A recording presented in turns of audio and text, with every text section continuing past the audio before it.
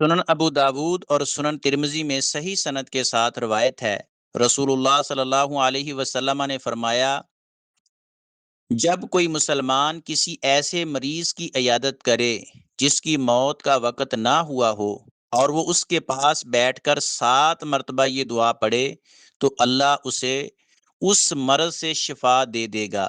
وہ دعا یہ ہے، اسأل اللہ العظیم رب العرش العظیم ان یشفیک۔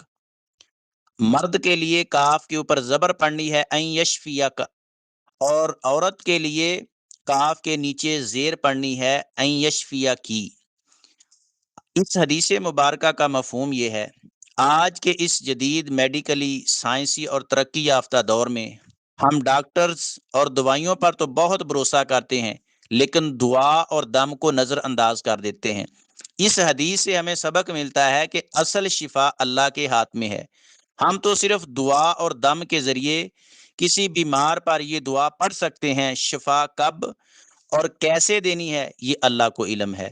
اسی طرح میڈیسن میں بھی شفا ڈالنا اللہ کے اختیار میں ہے۔ ہمارا میڈیسن سے زیادہ بلیو قرآنی آیات، مسنون دعاؤں اور مسنون دم پر ہونا چاہیے۔ قرآن پاک میں اور مسنون دعاؤں میں شفا ہے، اور اس میں کوئی سائیڈ افیکٹ بھی نہیں ہے۔